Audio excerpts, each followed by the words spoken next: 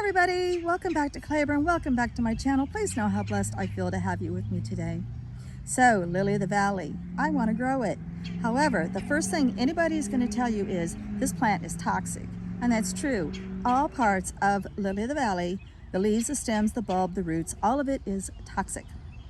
And so you want to keep that in mind if you have children or pets that might get into your garden and ingest it. Also, you'll hear that it spreads. It does grow from underground and spread that way, and you just want to be aware of that. I happen to be a micromanager when it comes to my gardens, so I'm not worried about this plant spreading. I do want it for a few special bouquets, however. It's a very sweet smelling plant. And as far as my pets getting into it, it's going in a fairy garden, so yeah, I went there. I built a fairy greenhouse. Stick around.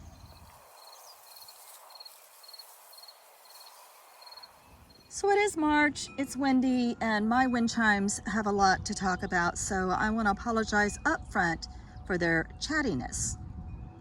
Okay, we're over here with Ladybug right here, and this is her little garden. So she hasn't really had a garden, but she does grow these cute little, look at these little things, aren't they cute? They're called fairy spuds. They got a little potato looking thing on the bottom. And they're a little woodland flower, one of the first little flowers to show up in early spring. And we have a bunch of them growing over here in the Pepe's Memorial Garden.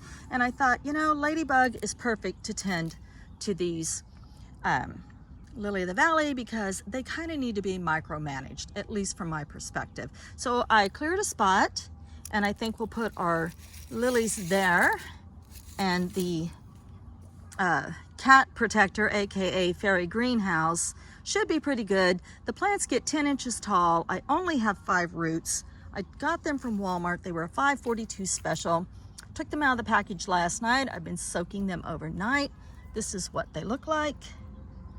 You want to, if you handle them without your gloves on, I imagine you probably want to wash your hands before you eat.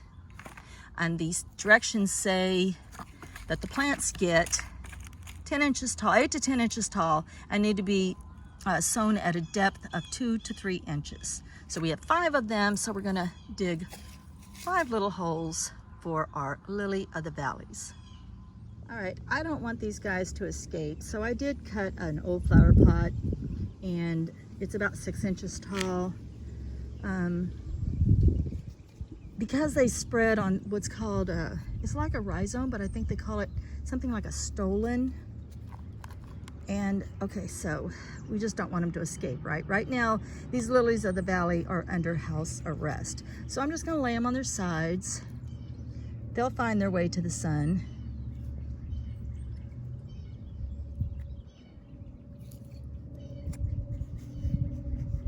And when you bury them, you just wanna make sure that you don't break off their little shoots that they got going. Okay, now we're gonna pull the dirt on top, or soil on top of them. So you may be wondering, like, with all these precautions, what would be the purpose in growing these? Well, for me, there's a lot of Irish folklore that I absolutely love. There's a lot of fairy stories. It's a fairy ladder, it's a fairy cup. I'll try to put up a link to a couple of those stories I just love. And when it comes to the scent, there's almost nothing sweeter. So they're in high demand for bouquets. So I'm just going to learn off of this little fairy garden. This is going to be my learning curve. So that's why I'm growing them. So I don't want to give you the impression that all I'm doing is fairy gardening. I am putting in some actual adult-sized gardens. It's just that some of the little things that are popping up this early in the spring are so easily transplantable right now. And so I like just moving things around. They're free, and I can put them where I want. So I'll quickly go through. The greenhouse was made out of just scrap leftover 1/2-inch gauged hardware cloth. The little collar that's supposed to keep the lilies under house arrest, that was just made with an old flower pot that I saved from, going into a landfill by finding a second use for it. Rocks, I just live in the Ozarks, so, you know, I have an access to rocks. What else? Oh, she got wild garlic. I know, things that most people try to keep out of their yard, I like to move them around and put them where I want them. So now she actually is a farmer. She has lily of the valley, she has moss, real moss, she has wild garlic, and she has a couple of little maidenhair ferns. These ferns just grow all over. So when they're tiny like this, they're so easy to transplant. And as long as you have a semi-shady area, they do really, really well. Okay, so that's it. That's Ladybug's new garden. I did do some stuff over in Violet's garden, and maybe I'll take you over there and show you an update on that at some time.